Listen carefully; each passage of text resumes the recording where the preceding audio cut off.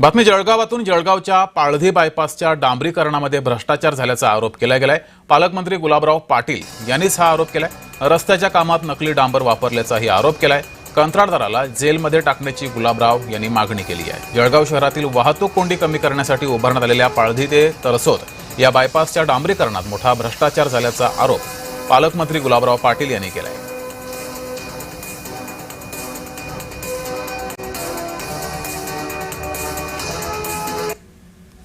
आम्ही तर मागणी केलेली पूर्वीपासून, जेव्हा काम चालू होतं तेव्हा पण आणि आज पण मागणी करतोय की त्या ते डांबर मला वाटतं ते नकली डांबर असावं, त्याच्यामुळे आज रस्ता खचतोय। रस्त्याचे जे डांबरी भाग आहे ते पूर्ण खचलेले आहे। म्हणजे मला असं वाटतं की डांबरामध्ये सुद्धा भ्रष्टाचार त्या काळामध्ये झालेला दिसतोय। त्यामुळे जिथून टायर गेलेले आहेत तिथे पूर्ण चाऱ्या पडलेल्या आहेत। त्यामुळे त्याची चौकशी केली गेली पाहिजे आणि जो कॉन्ट्रॅक्टर आहे त्याला जेलमध्येच टाकलं पाहिजे असा माझा स्वतःचा विचार आहे।